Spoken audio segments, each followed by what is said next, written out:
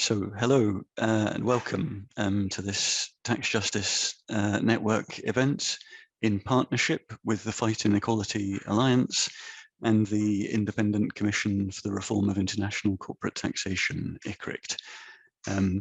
This is the second in a series of high-level public events this year, replacing the Tax Justice Network annual conference, focusing on key advocacy opportunities that have arisen this year. And this particular event, the second in the series, is titled Ending Lawless Wealth Towards a Global Asset Registry. Now, we have a fantastic panel with us who I will introduce momentarily. But a little bit of housekeeping. We have interpretation available to well, English, but also Spanish and French. So to listen in your preferred language, please just click the interpretation button at the bottom of the screen and select the language that you'd like to follow along in. The reason we've replaced the conference with this series of events this year is just because of the set of advocacy opportunities, the opportunities to, to get the kind of global change that we've been pushing for years, but that suddenly feel tangible. And we wanted really to focus the energies and focus our the platform that we have on drawing attention to these and seeing if we can contribute to the building momentum. The Global Asset Registry is an idea that's been around for a little while, but really first came to prominence when Thomas Piketty, one of the ICRICT commissioners, wrote about it in his book Capital.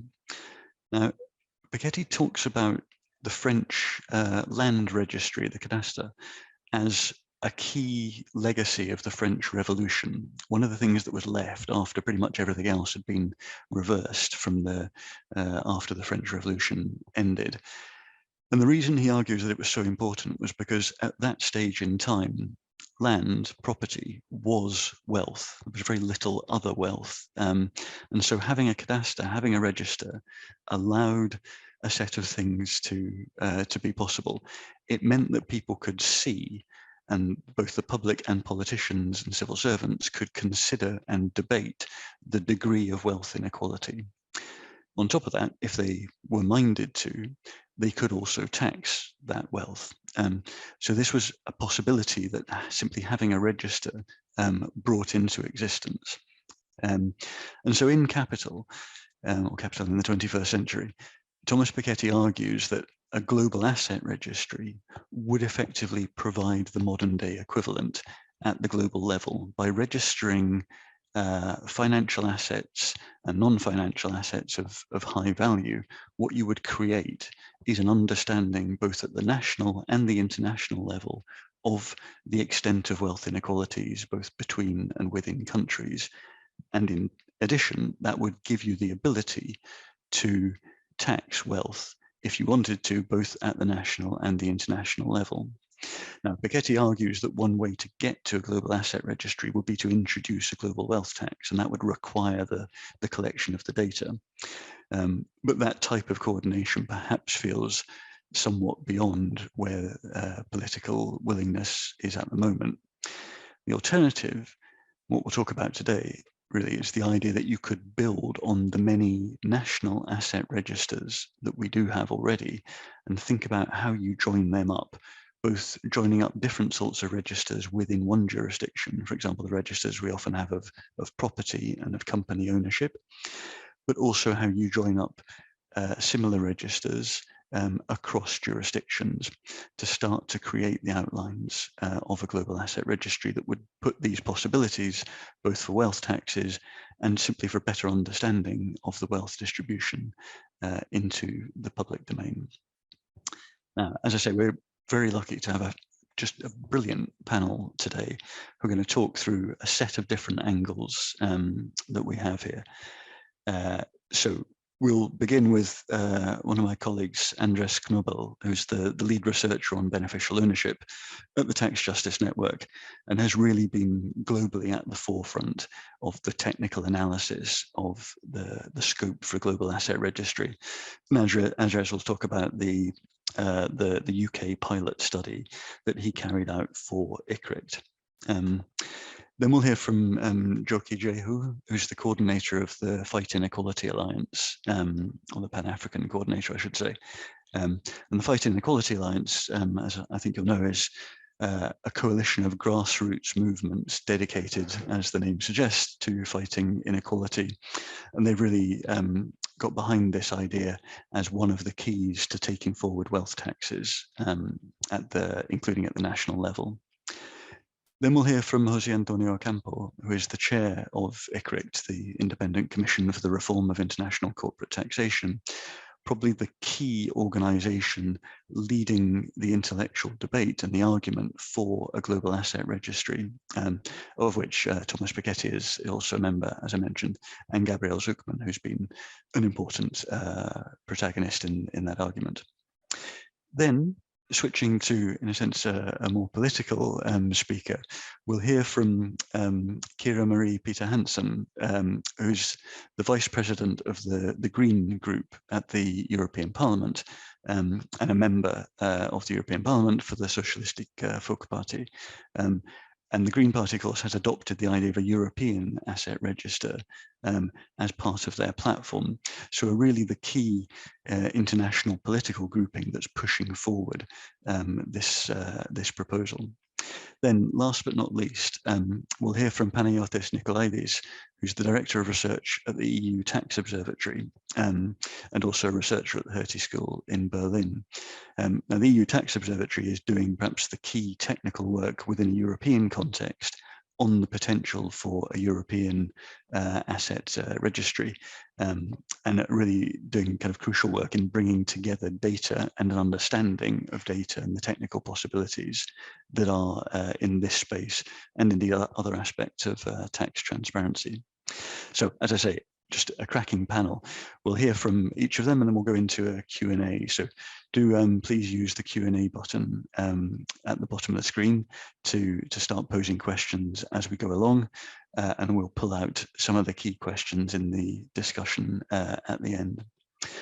Okay, let me hand over then to Andres Knobel, who will give us the broad presentation on the idea of a global asset registry, what it could look like, what it could mean, and then we'll begin to hear from our panelists.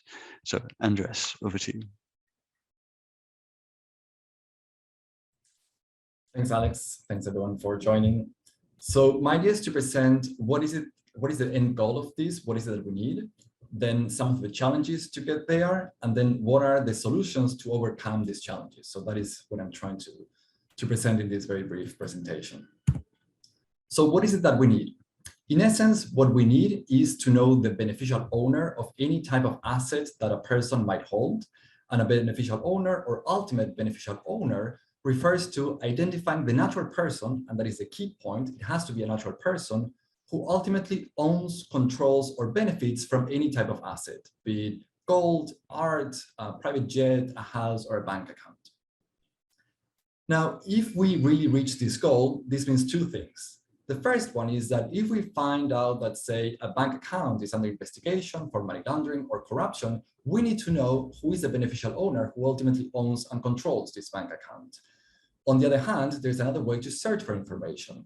If, say, we have a sanctioned individual and we want to enforce sanctions against this person, we need to know all the assets and all the wealth that this person holds anywhere in the world so that they can be confiscated and, in a way, enforce sanctions.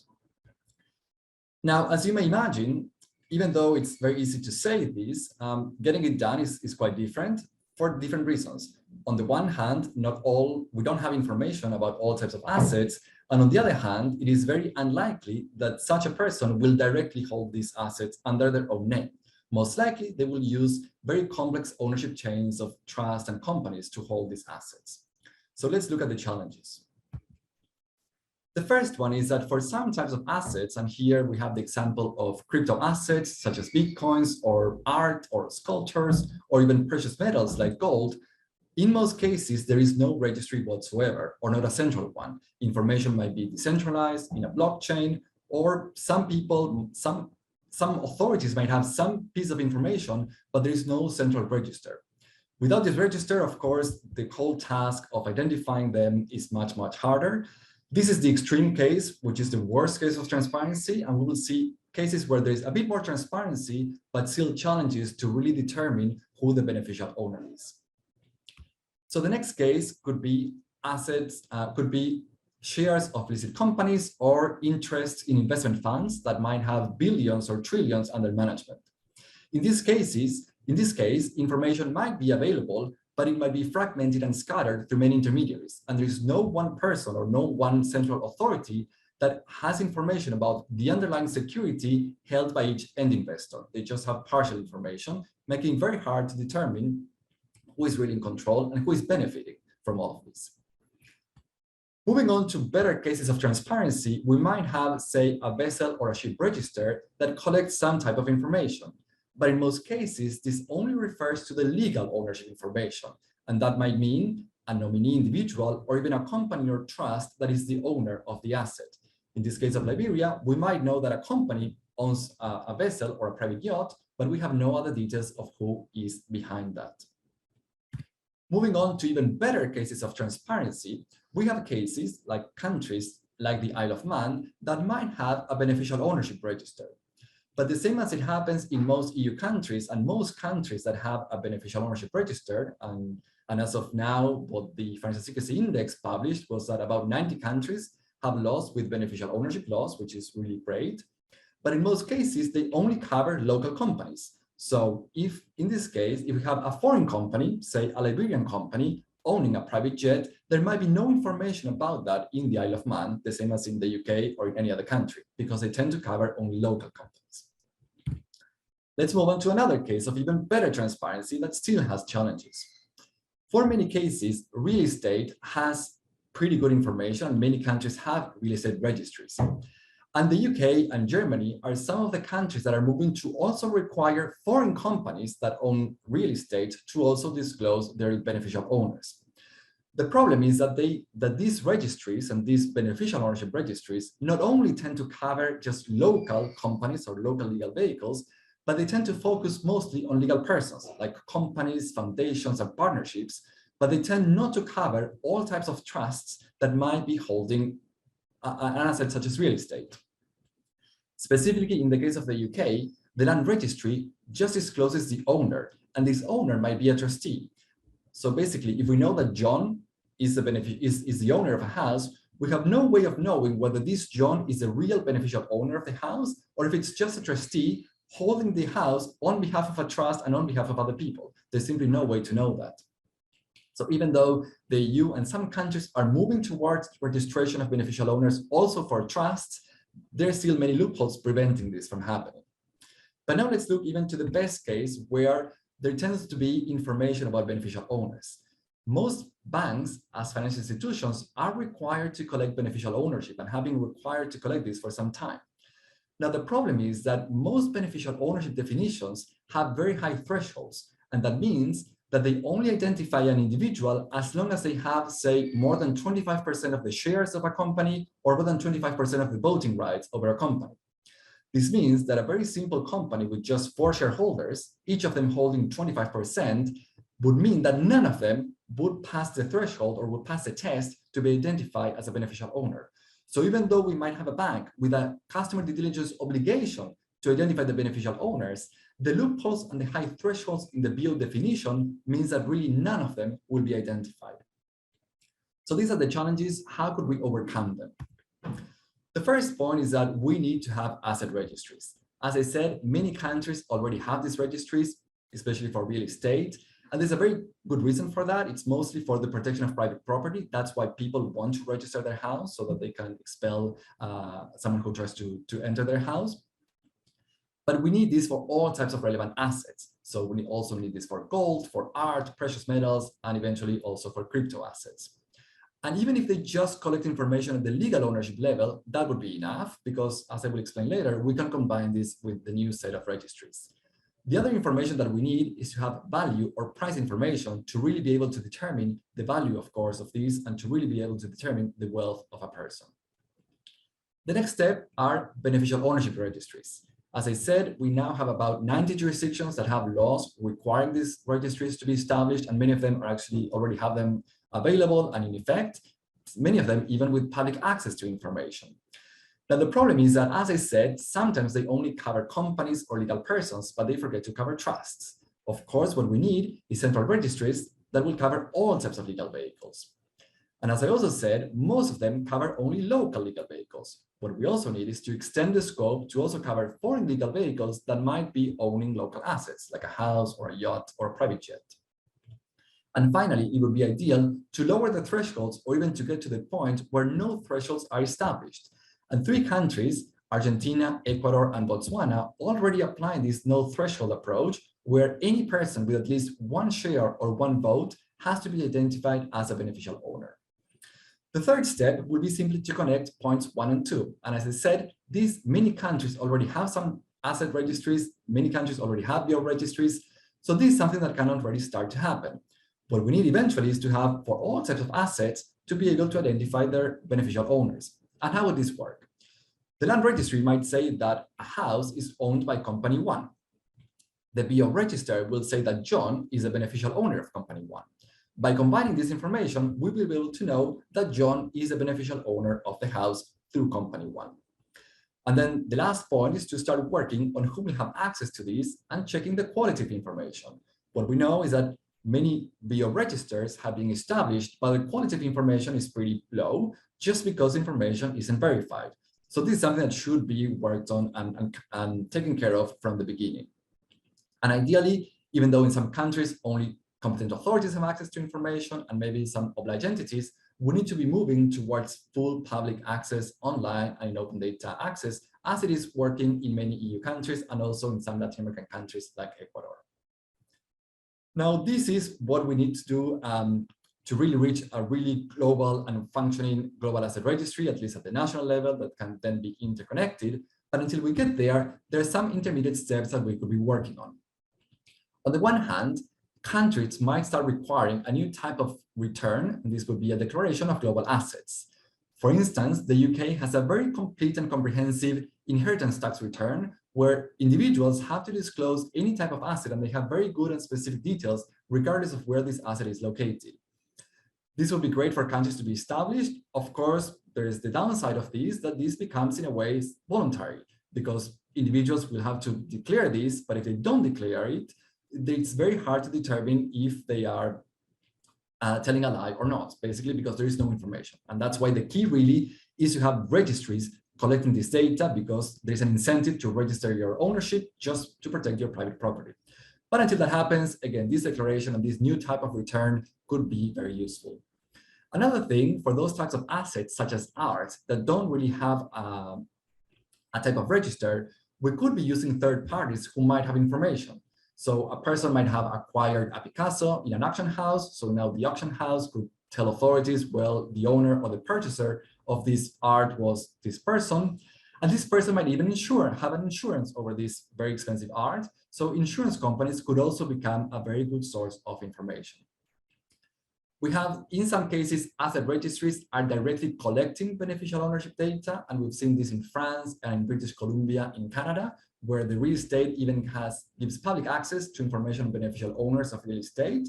So that's another way to get there. Then information could even be cross-checked against the information held at the BO registries. So it's a very good intermediate step until we get there. And while the issue of public access might create some challenges in some jurisdictions, at the very least, we would expect statistics to be published so that civil society and really any regular citizen can start identifying or knowing how is the wealth distribution within a country and even who is owning different types of assets. Okay, I'll stop there. Thank you very much for your attention.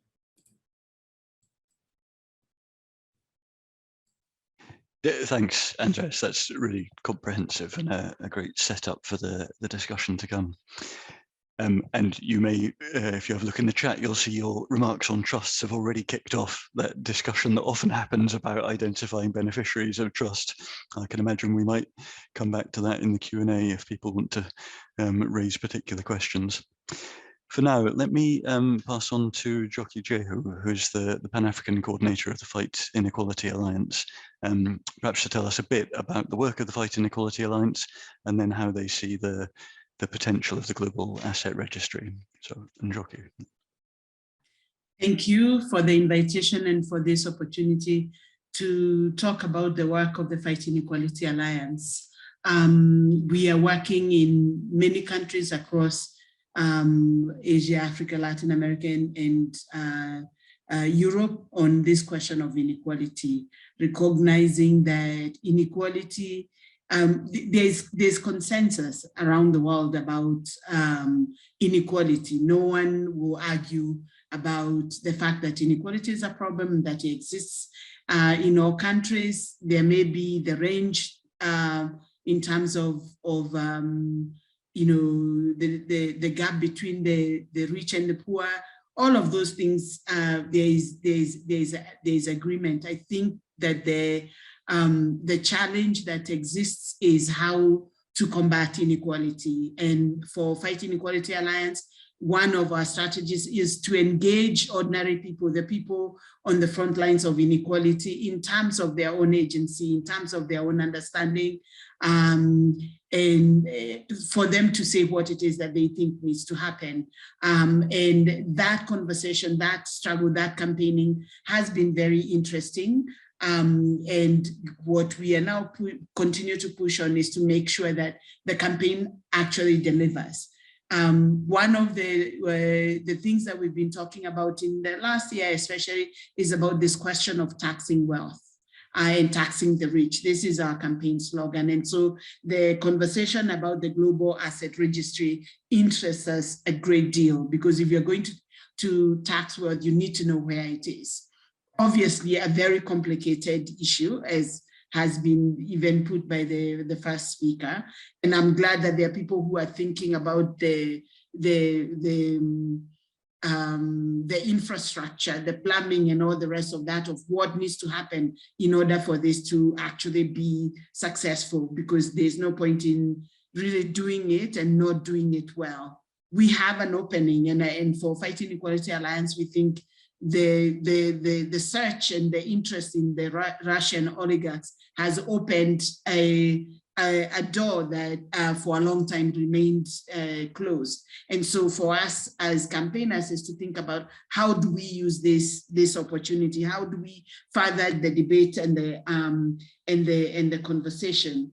And so how and why would a global asset registry be effective or be a useful tool in the fight against inequality? We see it as part of the conversation for a redistributive tax system, that we want to make sure that when taxes are collected, that first of all, that the taxes are collected and the rich wealth, and we talk about people, corporations, and even countries are taxed, and that those resources then are redistributed. I'm hoping that in this context, I don't need to go into the into the conversation about how wealth and how power are linked in terms of actual money, influence, access, and that we have a system that for centuries has been about delivering wealth and power and influence and access to some, or exempting others. So for us, the global asset registry is about identifying where wealth is and who has it, and then actually having that wealth taxed and the resources being made available to meet all the needs that I think we can list of food, health, education, water, infrastructure, security, et cetera, to provide for a social safety net for people, and especially the most vulnerable. We do know that in the countries where inequality is at lowest levels, that they have high taxation and then redistribution by way of providing those public goods and public services. Fight Inequality Alliance supports the call by African finance ministers for a UN tax convention and understanding that there are power dynamics, and those who have power and wealth want to protect. So the OECD, for instance, would be very interested in being perhaps the ones to host the tax convention, the global tax convention, and what that would mean in terms of power, the power between countries. So we think that for purposes of ensuring that at least the Global South has some say and has some power, we know that it's not equal power, that the UN would be the vehicle for this. And I think I want to make two other points and then leave it at that so that we can continue the conversation. And one of which is that for ordinary people, they may not be able to articulate in the same kind of ways that any number of people on this call and even on this panel and on the call and the organizations represented here can about beneficial ownership, about global asset registry, but they understand that there is this need to identify and to be able to tax and therefore enable redistribution. Inequalities around food prices, fuel prices, housing, heating, all of those kinds of things are things that people are more and more concerned about. And in the last few months, it's been going on for a while, but with the Russian war in Ukraine, the rise in food prices, in fuel prices has hit the hardest to the most impoverished, to the most vulnerable. And what we see happening, even in my own of Kenya, is a rejection of the idea that VAT is the way in which government is going to get resources and be able to meet the needs. Just this week, the Kenyan Parliament has actually rejected a finance bill that was going to remove VAT exemption for flour, for instance. So what ordinary people understand these issues and these policies that have often seemed very far removed and very complicated for them. And we see in countries people reacting and responding with, food riots, with protests, et cetera. So though the question of redistribution and the question of how it happens, not through VAT, but through taxing wealth, through taxing the rich. I think the second point that I want to end on is on this question of how we as campaigners, as organizations that care about these issues, take this opportunity.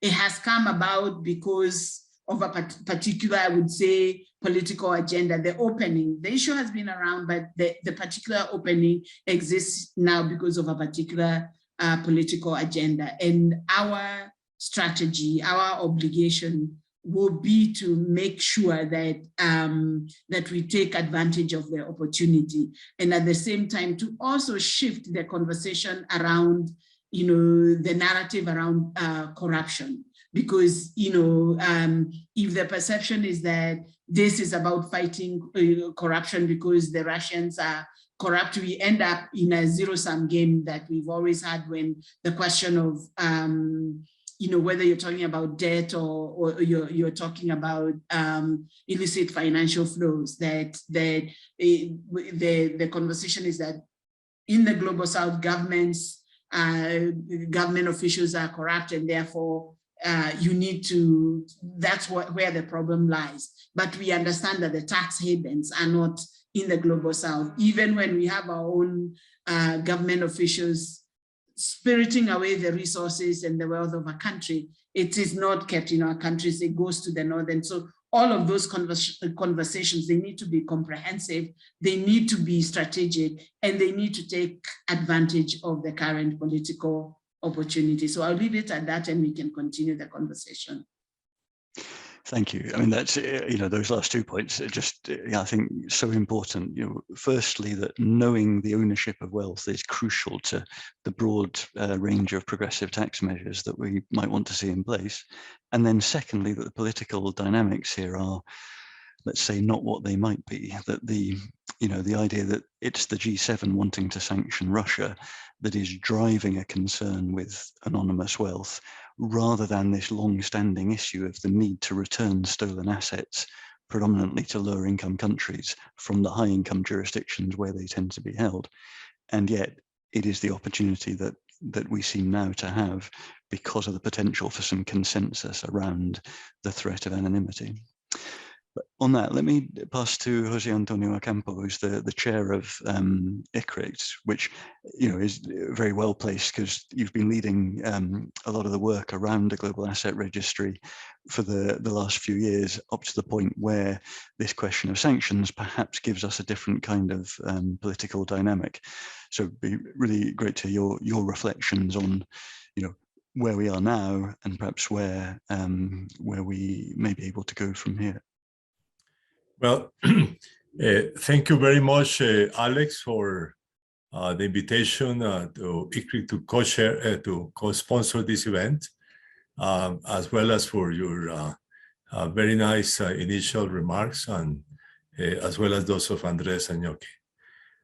Let me start by saying that that of course one of the main points from ICRICT, which is of course the on top of particularly of international corporate taxation, is that the system of taxation of multinationals is no longer fit for the 21st century. And part of the problem is the secrecy world of tax havens. But also, of course, we are seeing an opportunity for improvements to bring about significant changes. Our proposals have been trying to promote a reform debate through a wider and more inclusive discussion on international tax rules, including, of course, those that have been adopted, in a very partial way in our view in the OECD inclusive framework last year. Particularly to consider reforms from a perspective of global interests, as well as national interests, in order to have a fair, effective, and sustainable tax solutions for development. It is, of course, urgent to achieve these reforms, in particular because of the significant fiscal constraints that have been evident during the recent crisis, particularly for developing countries. And therefore, they need to have tax systems that are comprehensive enough to allow these countries to, to pay or to finance the necessary social policies, as well, of course, as other needs such as infrastructure. The Global Asset Registry, of course, has been in our agenda for several years now. It is a key measure because it could trigger multiple potential positive effects associated to the reform of international taxation. Let me say, first of all, that of course, wealth generates capital income, which often goes untaxed. And let me particularly emphasize the issue of very low tax rates or no tax rates on capital gains, the fact that many other ways, tax income is significantly underreported and undertaxed. Therefore, part of the proposals are aimed particularly at solving this problem. It is, of course, also essential because of we all know that the wealth distribution is much worse than the income distribution. And therefore, that a good knowledge of wealth is essential to make the tax systems progressive and fair. So the ability of the super rich to hide wealth offshore worsens the inequalities and damages public trust. Let me actually say, in relation to this, to the underreporting let's say, of capital taxes, capital income, that you may want also to have wealth taxes in order to be able to compensate for the underreported capital incomes. Actually, just as an interesting issue, when the wealth taxes were introduced in my country, Colombia, in 1937, the basic argument for introducing them was actually that capital incomes were significantly underreported, and therefore that the wealth tax was in a sense complementary to the capital income tax. And let me say again that the problems of non-taxing capital gains is of course part of the story, because a significant part of capital income in the long term is associated actually with capital gains. Let me, of course, also emphasize that the inability to tax wealth and capital incomes associated to that wealth, because it's in tax havens of different character, is that they are also a source of challenging illicit financial flows, which therefore drain resources for sustainable development, but also, of course, generate other sorts of problems, such as facilitating corruption in many countries, as well as financial crimes of different character. Therefore, the need to allow tax authorities to track wealth of nationals held in other jurisdictions is essential, and the Global Asset Registry has specifically that potential to enable, therefore, countries to be able to tax capital incomes and tax and wealth in general in such a way as to finance their own government programs. The Ukraine invasion by Russia and the sanctions that were adopted against the Russian oligarchs created, of course, this year an opportunity to rethink and to put this issue in the agenda. Among other reasons, because it became quite clear that part of the problems of the wealth of the oligarchs was underreported and hidden in tax havens. Therefore, it is essential to see how to improve the system of information. I think Andres has made a fantastic presentation of the different issues involved, but essentially we need beneficial ownership information, because otherwise, the wealth and the income from the very rich will be hidden in different forms, again facilitating also illicit financial flows, and including that from corruption. With that, let me say that I think that we are in a very good moment to think about this. There are some initiatives that have been important in terms of transparency, which have been taking place in recent years. For example, banning anonymous shell companies by the U.S. Requiring that for example, the Swiss authorities reported all the income from Americans in the financial sector, which was adopted during the global financial crisis.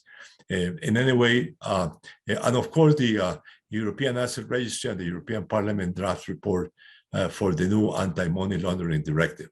Anyway, all of these support the idea and facilitate the possibility of a significant advance in terms of asset registry by, with beneficial ownership on top as a major project of the agenda, and therefore the collaboration that has to be put in place among the different authorities at the national level in order to share the information on the wealth of the richest members of their community. Thank you very much. Thank you. And yeah, again, at that point about the dynamics, the countries, particularly in the G7, now looking for this information and sort of seized of its importance. At the same time as we have this broad trend of improvement.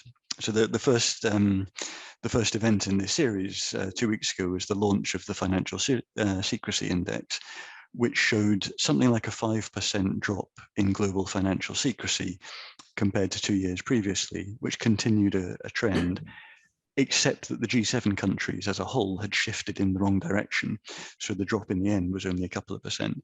And the United States, of course, has moved up to #1 because of its failure to provide transparency to others. So there is a dynamic here where, you know, we need those rich countries because of their political power to lead on this, but also to recognize that the problems start at home, which brings us neatly to our next speaker, Peter Hansen from the European Parliament, where the Greens, of which you are the co-chair, of course, or vice president, I should say, are leading on the proposal for a European asset registry. So please do share your analysis with us. Thank you so much, Alex. And I think your comment would also spot on that Europe also needs to take actions. And as Alex said, I'm a member of the European Parliament, and then I'm the coordinator for the Greens in the subcommittee on tax matters, where we deal quite a lot with this. And I'm going to say a bit about what are the European actions in place and what are the Greens fighting for. And then I look very much forward to the discussions as well. So as many of my colleagues have said, the lack of transparency of ownership is one of the main facilitators of money laundering and tax avoidance.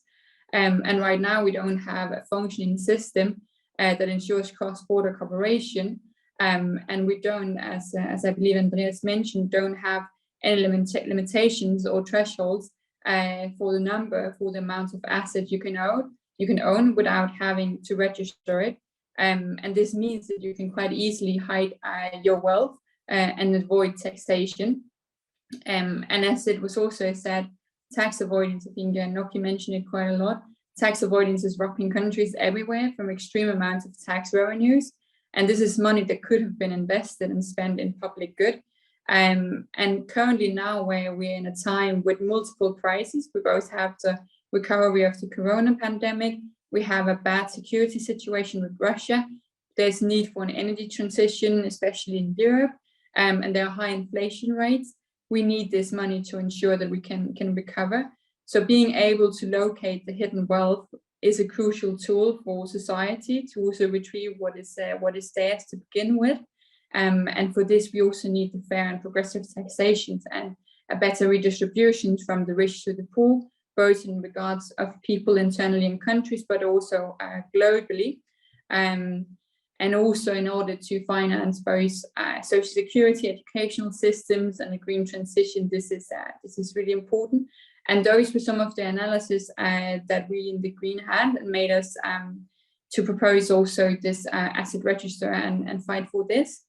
And the specific call for a European asset register or global asset register was especially sparked by the reality of Russia's invasion of Ukraine, because here it became clear how Russian oligarchs were able to dodge Western sanctions, and it still is possible, simply because we lack this transparency. So we have no clue who owns what and where they own it, and if we don't know if a private jet is owned by a Russian oligarch, we can't sanction it. So in the Greens, we developed an action plan, and many of the colleagues in this call also helped with that, to see how could we tackle this problem of the Russian oligarchs and the sanctions.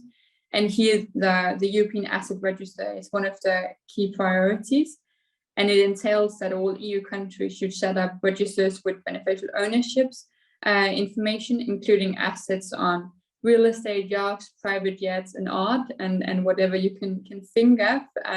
Andreas mentioned cryptocurrency as one of the assets that easily go away from the EU legislations. That is one of it as well, and that these registers should then be interconnected and freely accessible through one European single access point, to create this transparency, both in regards to the sanctions, but also just in general for fairness.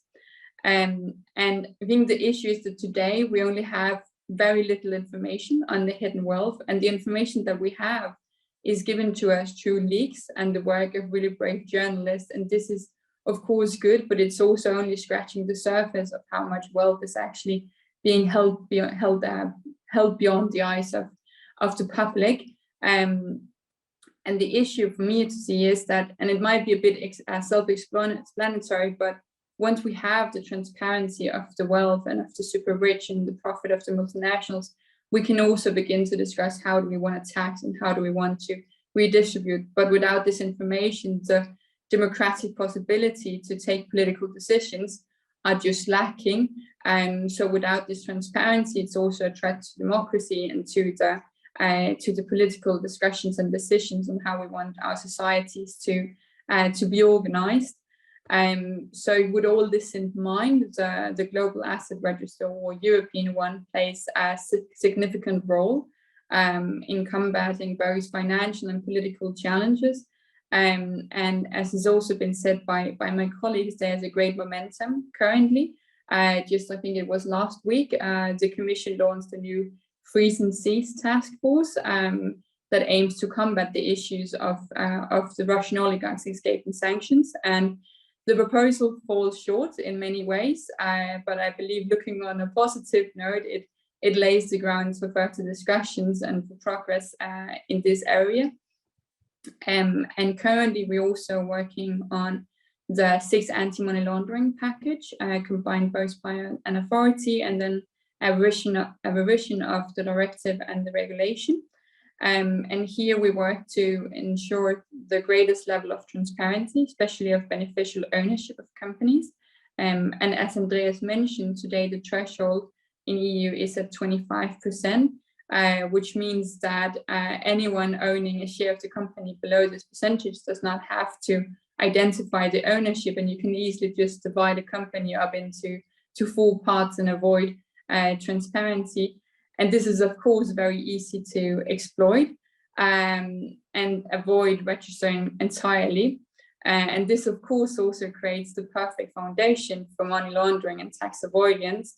So we're fighting to remove the threshold completely. I think that's going to be an upwards battle, but luckily there's both a momentum and also good civil organizations and also some political groups fighting for this. And I think also, to give you a bit of the discussions that we have in the Parliament, one of the biggest challenges we face is the discussion surrounding data protection and the whole aspect of Gdpr, because some parties and also some countries are still quite reluctant to improve transparency. And I don't know if they're using data protection as an excuse or as an argument, but at least this is the resistance that we are currently facing, and where we still need to find a compromise that can fit the different positions and also ensure a good end result. So to sum up a bit, I think it's easy to say that we need a European asset register in the new anti-money laundering rules, and hopefully when we have this first step, we can also start to cooperate cross-border cooperation by developing an actual asset register, and hopefully in time also a global one. So that was my comments, and I look very much forward to the discussion. Thank you very much. It's positively invigorating to hear of kind of political momentum and practical steps that are now moving forward.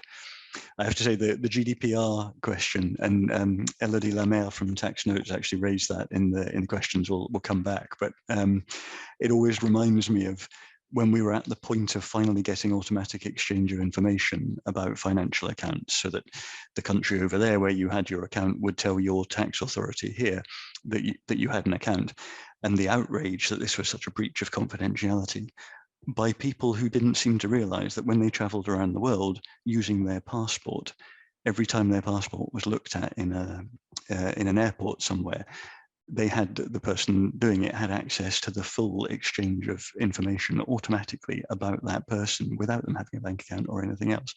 And we kind of, I think, sometimes trip ourselves up thinking that the obstacles are new. A lot of it seems like the same political rejection, just in a different hat. But that, if not quite such a neat seg as last time, does bring us to our last panelist, Panagiotis Nikolaidis, who is the Director of Research, as I say, at the EU Tax Observatory. And perhaps from your perspective, panelists, you can give us a sense of, the European Union Tax Observatory's assessment of these proposals, and particularly any questions on the, the technical feasibility, the challenges that face Kira and her colleagues in thinking about legislation, how easy or not this may be to take through into practical implementation. Thank you very much for the invitation as well. And the other panelists, I think they touched that very important and timely topics. Too many to comment on, but yeah, I would try and give the EU Tax Observatory perspective. Most of my intervention is based on a note that we've put out quite quickly in end of February, beginning of March, when the Ukrainian war began. And the proposal was in favor of a European asset registry, which is very much aligned with the proposal of a global asset registry as well. And in doing so, we asked the question, how effective are the sanctions that we see today happening against Russian oligarchs, and what else can be done about this? The question was asked specifically because we saw a scramble by governments in response to the Ukrainian war to locate wealth and to impose these sanctions. So there was a significant gap in locating the wealth pretty quickly, and I still believe there is this gap. Why is there a gap? There is a very, it's difficult basically to refine and apply these sanctions. And this is a testament to the information and coordination gaps that we have in the ownership of assets on a worldwide scale. Even today, seizing a yacht is not very significant for a billionaire. And also knowing which individuals and locating these individuals and the different wealth that is hidden in different countries is very, very, very difficult for countries. As was mentioned by other speakers as well, the Ukrainian war was a salient point in how we use the secrecy and how the oligarchs use the secrecy, and how countries have a big gap in tackling this very big problem. So we collaborated with the World Inequality Lab, and we've put together a note with my co-authors, Teresa Neve, Lukasz Ansel, Thomas Piketty, and Gabriel Zucman, on estimating the Russian inequality and who owns what, where do they own it, what is the portion of wealth that is based in tax havens, and what do we know and what we don't know. And actually what we saw was that 1%, the top 1% of the wealthiest Russians have their wealth stationed, own about half of the household wealth in Russia, and most of these, a significant percentage, is stationed abroad in offshore tax havens. So this creates a very difficult situation for countries to apply the sanctions. What do we propose? Essentially, any kind of proposal is based on cooperation. The successful proposals in tax transparency over the last few years have all been based on increased cooperation between countries. And countries have in their disposal a significant amount of forums that this cooperation can take place. For example, the G7, the G20, OECD, and more integrated structures as well, like the EU and the US as well. So despite the many problems that we see in the different cooperation, it is true that countries yield significant power when they come together and when they are able to push legislation and cooperate together. And this resembles essentially the process of a prisoner's dilemma game. If you cooperate, you're better. you're better off, and then both countries win, and they can increase their revenues. And there are many examples: the UN, the IMF, the World Bank. I can go on saying institutions. So there is no reason not to envision a common structure as well that brings together taxation, wealth, and beneficial ownership, at least in the near future. The coordination as well stems from the realization of the problem, which is not a country problem, but is a global problem, and so it needs a transactional solution. And there is no way other than countries coming together, formalizing their structures, and cooperate. So what does this cooperation entail? There are different levels of ambition here, and I think this is the point I would like to make today. So ideally, we would have a global structure called the Global Asset Registry, and the ideal solution would be based on a global treaty that will be agreed between countries. The treaty is important. Why? Because once it's passed into national legislation, it is enforceable into international courts. And so if countries don't implement it, then other countries can have a way to enforce it against other countries. So it's important to have in mind the final target. But of course, as I said, there are different levels of ambition, and currently we are in a very, very low level of ambition. What we have in place after the Ukrainian war are task forces, which are simply coordination mechanisms between countries. They're nothing more than that. They don't have any any legal power as a treaty. And so both the task forces that have been set up at the G7 and also the Freeze and Seize task force at the EU, they coordinate between countries, they say what they've done, and it's up to the countries to implement the different measures. That does not go far enough. And the middle ground solution for us, at least in the EU, would be to go a step further and create a European structure in this more integrated space of countries that we have in the EU, where countries implement the different beneficial ownership that was very nicely set out by Anders, for example, and record their wealth in a systematic manner, exchange the information automatically between countries, and all this comes together in a common structure. Now, if this common structure is an institution, a European institution, it can be staffed by specialized personnel where they cross-check. And so it is easy sometimes to overcome these problems of Gdpr and privacy, and also having specialized personnel that will have to deal with the data and check on the process every year. But the experience in the EU in general is one of when there is political will, I think the political solutions can be found really fast, and your European institutions can be built relatively quickly. And I always give the example of the banking union when we have the different banking problems 10 years ago, where European leaders and finance ministers were very, very quick in setting up whole European-wide structures to deal with these problems. I'm talking about problems, maybe I should just touch upon the last point on problems that potentially we could face. One is of political will. Because I hear very often that the global asset registry or the European asset registry is on the agenda. We are a little bit far from that, and we should find the right political corridors to push for this solution.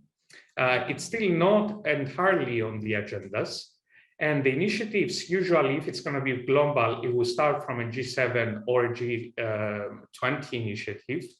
And responsible for these are usually the presidencies of each country. And so we should target the politicians at the very top, and especially the Sherpas that deal with these meetings and form country positions. and also the presidencies of these meetings that usually set the agenda. So we should make this a point, a priority on the agenda, so that it is discussed and it is put forward.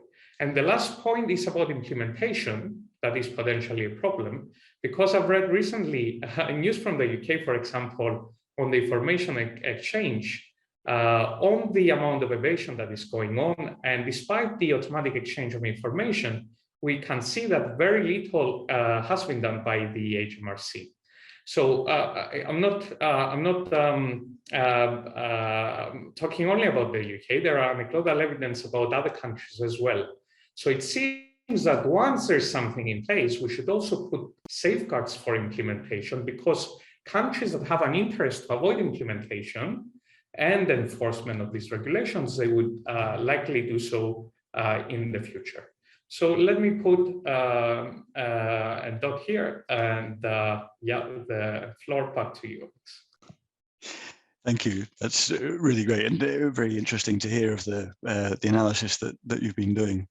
I think that point about sustaining political will is a key one that, you know, the tax justice movement has kind of learnt over time, that you can get people to agree one policy measure one time, but if they're not committed to the outcome of it, then it's very quickly eroded in practice. And the UK's implementation of automatic exchange of information is very much that, the consistent refusal to publish any aggregate statistics that would allow you to hold the government accountable for actually starting to narrow the very large evasion gaps is a very clear difference from, say, Germany or Australia, where that aggregate data allows you to see the progress they're making in respect of potential evasion in each other jurisdiction.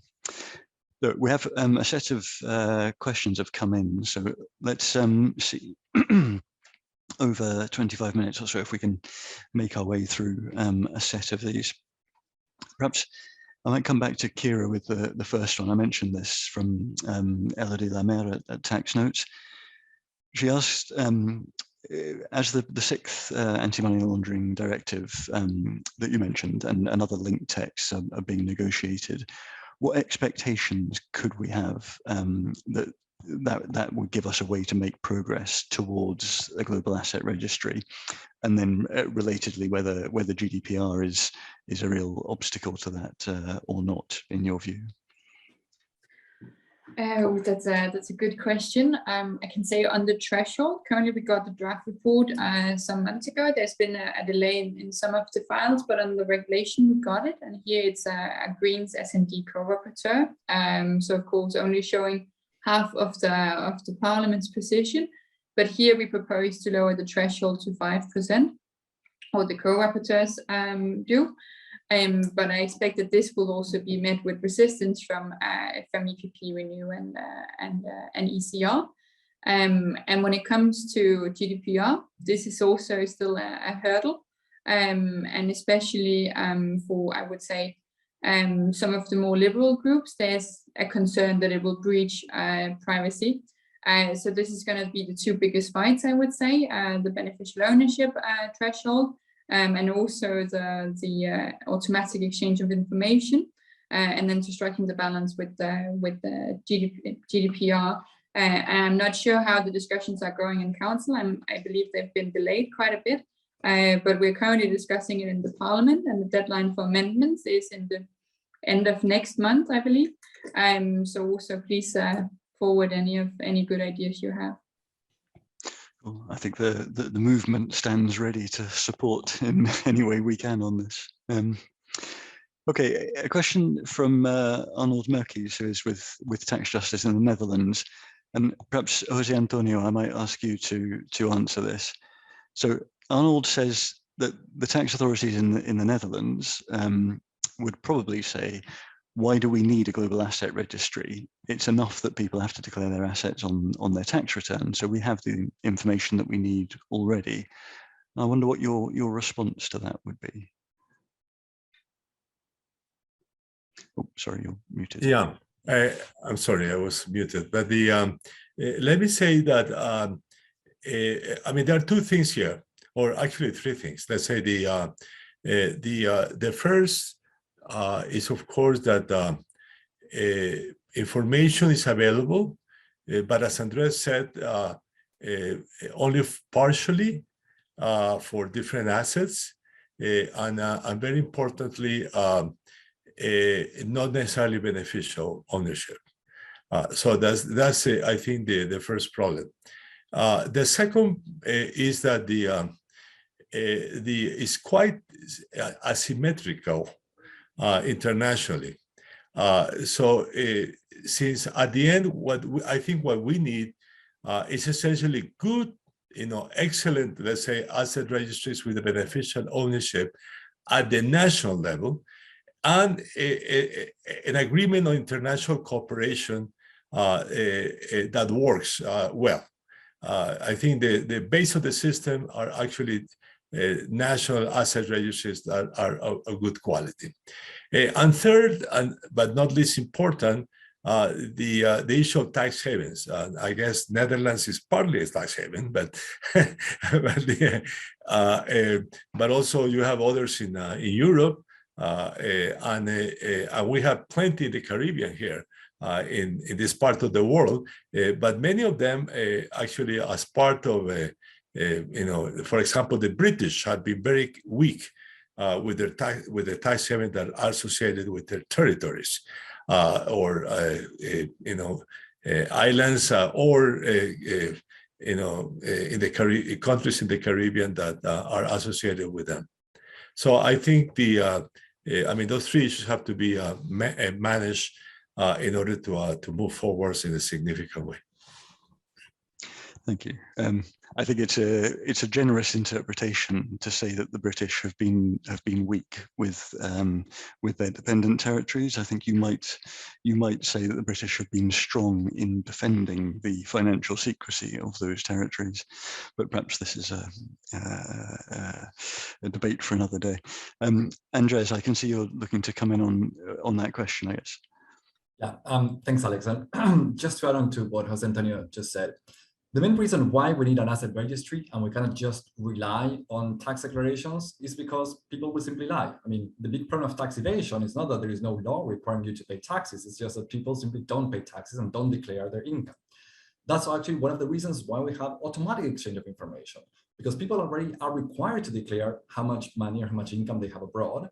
But since authorities cannot trust you fully, that's why they want to get the information directly from the banks. And this has been happening in almost any type of information about assets. We have also been working on getting more information about beneficial owners of investment funds and listed companies. Not much progress yet. And some people say, why do you need that if already people, shareholders, main shareholders are required to report when they have more than 5%?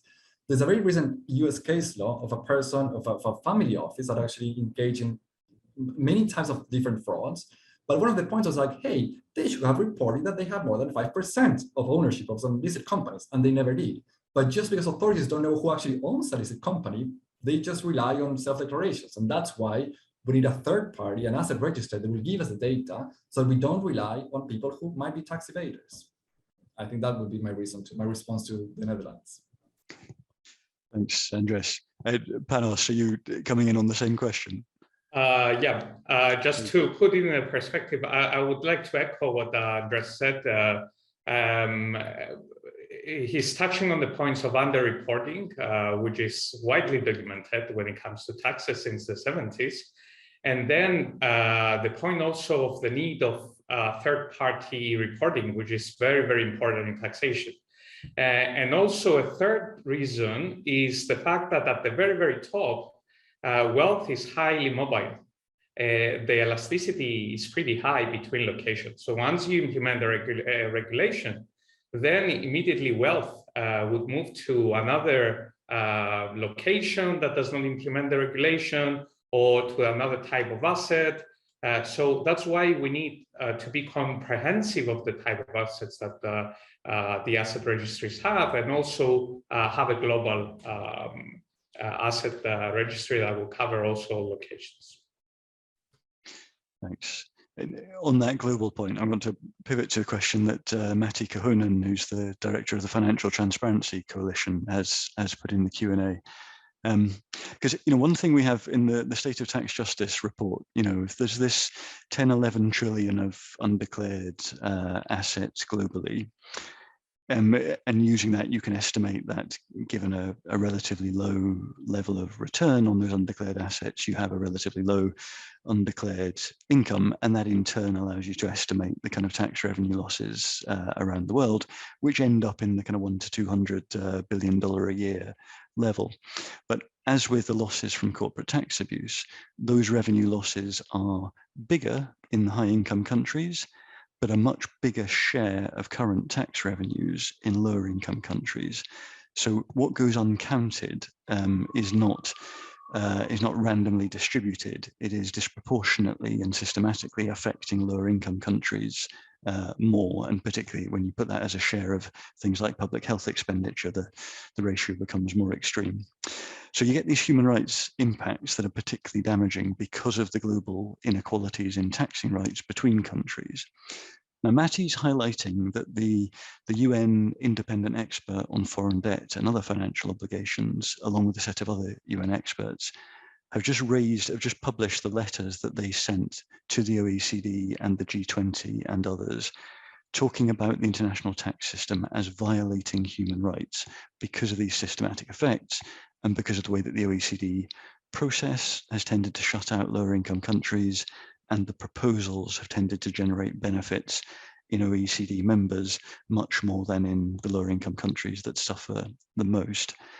Now, I wonder if within that, Joki, you talked about the African Union Conference of Ministers having come out in favor of a UN tax convention, which could be the vehicle to deliver agreement on a global asset registry. But I wonder if you feel optimistic about the power dynamics.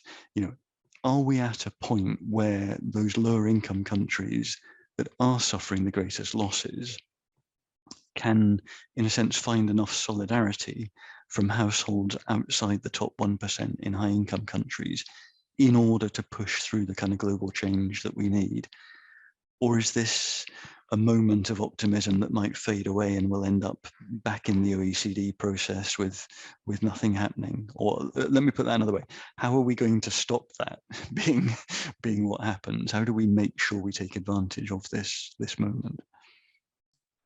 I think that's the $1 million question about how we harness this political moment. And I think that solidarity among people has generally been available and offered in different ways. So one of the things that I think it's, as I say, there is consensus on the challenges and the problem that is inequality, income inequality, gender inequality, etc., etc. There's already consensus on broad consensus, from the UN with the SDGs to the Pope to the IMF. Everybody is talking about inequality, and I think that the challenge that we have as campaigners, as advocates, as policy people, is how we actually use this moment. I do not think, because I believe that wealth and power wealth represents power. And it's about access and influence. It's about the money itself. That those things are always going to coalesce. They are always going to collude, and they are always going to support each other, not in solidarity with whether it's countries in the global south or poor people wherever they may be located on the globe. So, even to the extent, and again, let's remember what has created this impetus. It's this conversation and this issue of the Russian oligarchs. The other issues have always existed. And in fact, even the Russian oligarchs have always existed, but there has not been the political will to sanction them, to, in some ways to hold them to account, whether through taxes or whatever. So there is going to be a tug of war. The OECD would want to to have, and anyone who would want to have power generally, we would want to have power if we could have it. And so the question is for us as campaigners, for us as policy people, what are the proposals that we are putting forward that actually give this a fair chance and that give developing countries or global south countries a chance to actually have some tools that are effective in addressing any number of issues, from from illicit financial flows to the question of tax havens and the question of corruption, etc., etc. So the political movement actually calls us and demands that we push an agenda, and we push at this moment with some kind of policy coherence, so that we are coming together, we are building a bigger tent and bigger movement to raise these issues. The tax people, the transparency people, the people fighting inequality, etc., etc. The debt campaigners, we all need to come together and see what are the opportunities that are presented by this movement, and push that. If the tax people keep at this on their own, without the debt campaigners, without the global economic justice campaigners, without women, etc., we are going to be finding ourselves in the same spot, and the political movement lost. That seems very much the rallying call we need, yeah, without extending the breadth of the movement that's pushing for this. It seems unlikely we can expect a different outcome. But I want to put that question in a slightly different way to Jose Antonio, because ICRICT began work on the Global Asset Registry a good couple of years ago now, and Andres worked on the UK pilot, and at that time I think it felt not utopian perhaps, but certainly quite far off. Do you think we do now have a moment in terms of the kind of discussions ICRICT has with policymakers? Do you feel somewhat optimistic that a combination of kind of the long-standing concerns of many or almost all countries around illicit financial flows, with the new concern of the G7 around Russian sanctions, that can push through, in a sense, can get us through this problem, that these issues have sat at the OECD and the Financial Action Task Force really for years without making the kind of progress that we've needed? Or might we just fall back into stasis again? Well, I do think, ICRICT does think that the issue of the asset registry of the Russian oligarchs created an opportunity, among other reasons, because it makes evident the deficiencies of the asset registries that developed countries have, actually. There is also significant initiatives in the European Union, as we have heard, that are positive. A few in Britain and the US. So, generally speaking, I think we do have an opportunity, and this issue has been raised in turn by in my region by several Latin American countries that do see a need for more information in order to have the wealth and the capital income of their own citizens duly accounted for in their in their domestic tax system. So I do think there is opportunity. By the way, there is also this question about what would the OECD inclusive framework do, and I think perhaps this issue should be in the agenda, perhaps one of the main topics for international cooperation. The UN also can, of course, play a significant role if this issue is brought to the UN. This is, for example, I understand an African perspective. It's also, of course, an ICRICT perspective, and it's my perspective. I think there is a lot of opportunities that we can that we do have now, and that could be used to move this issue forward. Indonesia at the share of the G20 this year, and India next year, which India has been very active on several international tax issues. I think are also good it's a good opportunity for them to lead on these issues during the time they are chairs of the G20. Okay, thank you. Thank you. And I should advertise that the next event in this series in 2 weeks' time is exactly on the future of corporate tax reform. So we will be picking that up in more detail there. Let me ask Andres a similar question. You worked on that the pilot for the UK pilot of a global asset registry for ICRICT. And at the time, it did feel, at least for me, looking at that work, that we were sketching out not quite a castle in the sand, but certainly setting out an idea that felt quite far from where the reality was at that point. I wonder how far you feel that we've moved, both in terms of what's technically possible now, and from the political discussion, what might be feasible. I mean, I think there's been progress definitely in this sense. And for some reason, I think like countries are focusing more on what they already have. So when I did the research, I mean, it was someone had published about who owns UK land, and it was like just showing how there's little information about that. And now, most likely because of the invasion of Ukraine, now the UK finally approved this law requiring also foreign companies like that overseas territories bill, overseas entities bill, to now disclose when they hold land in the UK or when they will acquire land. Germany had been doing that, and as part of our research on beneficial ownership, we've seen that some countries are also looking into not just beneficial ownership for local assets, but also beneficial ownership for foreign companies that might own assets in the country, not just for local companies. And the EU is now moving there. I mean, so the fifth directive had said, well, not just trust with a local trustee, we also want to have the beneficial owners of trust that acquire real estate in the EU. Now the AML package is extending that also for foreign companies acquiring. So I think we see a progress now towards this. And I think when we're talking about we need a momentum and we need more stakeholders, it's a great time to be joining tax and AML in anti-money laundering. So it's not just about tax evasion or wealth tax and inequality, it's also money laundering and corruption.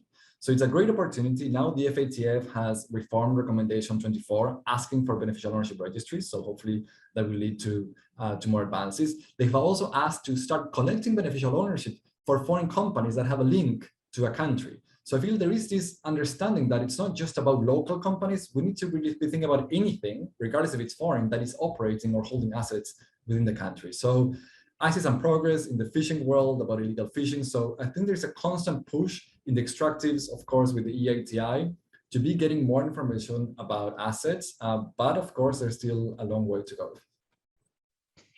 Thanks, Andres. Cautious optimism, perhaps. Let me go back to Kira, if I can, because perhaps this is the most clear, tangible area where we might hope to see progress in the immediate months. And just ask you, perhaps in closing, how optimistic you feel. Are we in a position where we might see the EU, in a sense, which has at different points over the last 20 years, been a leader on some of these issues, multilateral information exchange under the Savings Directive, and then sort of picking up the baton on beneficial ownership, particularly. Do you think, a European asset registry can move forward and perhaps see the EU playing something of a leading role, rather than, I guess, the way that maybe in the last few years it's been seen more internationally as, in some ways, a defender of the secrecy of some of its own jurisdictions, even while it's putting others on a non-cooperative list? Well, I think after Andreas showed the optimism, it's difficult to follow after. But I think the issue that we most often face, both in taxation but also in economic areas in general, is that the EU is somewhat reluctant to move forward by its own. It's always waiting for the US and for the OECD aspect of it. So I think that makes me a bit less hopeful. But I think also with like the developments in the recent years, I would say like the feeling of the EU's abilities to move forward fast has also improved, both with the sanctions on Russia and with the handling of the COVID pandemic. So I think there's a good momentum now also for EU leaders to say that we can actually move forward. We don't necessarily need to wait for the US or for the OECD. So in that way, I'm optimistic. But I think we have the con that the EU legislation is always quite slow, where the market moves faster. So when we discuss crypto now, we already know that there's a new form of crypto while we're developing the rules. So we're always lacking a bit behind, and that's the big challenge, I would say, in lawmaking. And then I think following up on Gnocchi's point, that the representation internally in the discussions on EU legislation is like the aspects of the EU legislation will affect the whole world, but it's only a really small group that is discussing it. And I think here I'm less hopeful that it will just naturally evolve and we will have better representation. So here there's a need for push for different movements and interest in this. Caution. I'm hearing caution, but you can see a way through, perhaps. Okay, let me ask Panos, and I realize I had a question I'd like to ask for your kind of closing remarks, but I had wanted to ask one thing, which was recognizing that you're working with Thomas Piketty on this, and in Capital in the 21st Century, he more or less makes the argument that the way to a global asset registry is to begin by imposing a global wealth tax that will then require the collection of that data. I wonder if that argument is sort of being put to the side, or if perhaps you might see that, including perhaps in a European context, as a way of forcing through the transparency progress. Am I supposed to answer as an economist or as it's more political question? I'm asking you as a human being. Okay.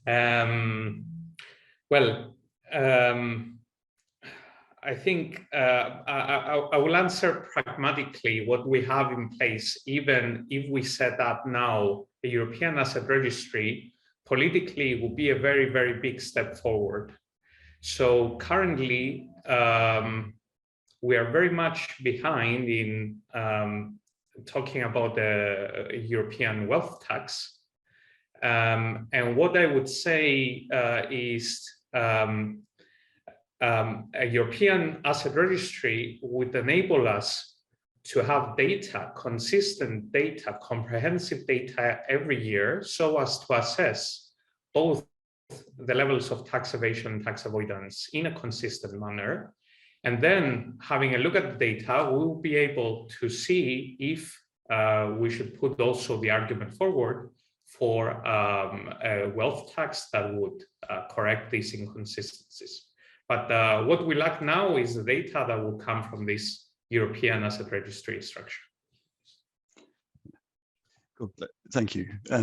So let me give the very last words to our partners at ICRICT and the Fight Inequality Alliance.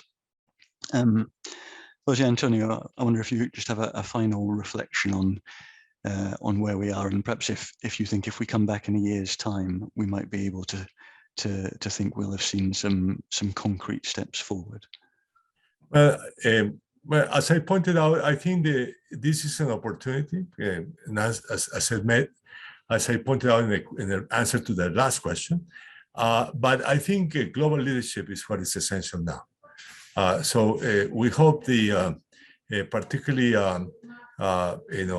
since it is the U.S. and the European Union that have taken the leadership on this issue of the registries of the Russian oligarchs, that at the same time they should support the broader movement in that in the direction of setting up a global asset registry, which is basically again a system of cooperation of national asset registries, which have to be strengthened and perhaps supported by the international community through the OECD and through the UN. Thank you, and I unfortunately have to leave now, but it has Thank you very much. Okay, thank you very much. Okay, then Joki, if I can perhaps turn to you and ask a similar question: how optimistic should we be? And I can see that you said you'd answer a question about why only focus on Russian oligarchs. I don't think we have done, but I think you have an answer to this in any case. Well, I think it's a misunderstanding when we refer to the Russian oligarchs, and what I personally am saying is that this opening has, because of this particular, perhaps selfish interest of the powers that be, and therefore this opening has come, and our responsibility, I think, is to be opportunistic and take advantage of the moment. And I think that what we must do is put our best effort forward to come together as movements and to figure out how we really take this little crack in the wall and put our edge in there and open it up, so that the issues that we've been talking about, needing resources to meet global public service needs and to fight debt and all forms of inequality, have a chance. So let's not miss the boat. That seems just the place to leave this. So thank you very much. Thank you to all our speakers. Andres Knobel from Tax Justice Network, Joaquin Jehu from the Fight Inequality Alliance, Jose Antonio Campo from ICRICT, Kira Peter Hansen from the Greens in the European Parliament, and Panagiotis Nikolaidis from the EU Tax Observatory. I do think this is a moment on the Global Asset Registry, and that coming together of concerns around sanctions with the long-standing concerns on illicit flows, I think is going to drive more progress than was perhaps feasible, imaginable, even 6 months ago. Whether the two pieces of that move furthest are the European Asset Registry proposal and the work that we've heard about around that, and the UN Tax Convention that the Conference of Ministers of the African Union has called for, that has the potential to create a global setting for this work, I think we'll see. It remains for me to say that in 2 weeks' time, our next event is on the corporate tax proposals at the OECD and elsewhere, and how we might move forward from what seems like a process that may have failed. And then 2 weeks after that, on the 28th of June, on exactly this idea of a UN tax convention and whether that is the change to the global architecture that we need to get the kind of level of progress that we are very keen to see.